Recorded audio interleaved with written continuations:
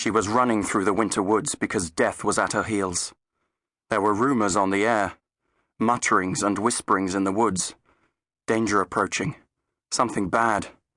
She could smell it herself, though she could make no sense of it.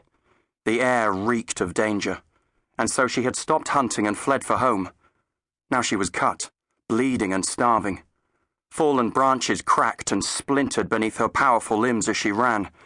She pounded through the undergrowth, sending up flurries of snow behind her. She was a survivor. She had to get back. She had left her home for too long. It was vulnerable. To the elements, to outside attack. To the thing that was coming for them all. Her cubs were there. She hoped they were still there. She allowed herself to think of them briefly. 3, hungry as she was, calling out for her in the musky gloom of their den. The thought made her redouble her efforts, even though her muscles and sinews were cracking almost at breaking point. It was the deepest part of winter. The air itself seemed stiff with ice. With each passing moment she could hear, even louder, the whispers and the hints that danger, and even more than danger, certain death was on its way. But she couldn't abandon her den. Her children were too young. If she tried to move them now, they would all surely die. She was almost home when the frigid air was shattered by a loud and distressingly alien noise. She flung down her powerful forepaws and thundered to a halt. Was this it? Had it found her already? As the noise increased in pitch and intensity and a solid blue shape began to materialize in the glade, the cat threw back her massive head and roared. Her savage jade eyes narrowed at the sight of the unknown object as it solidified before her.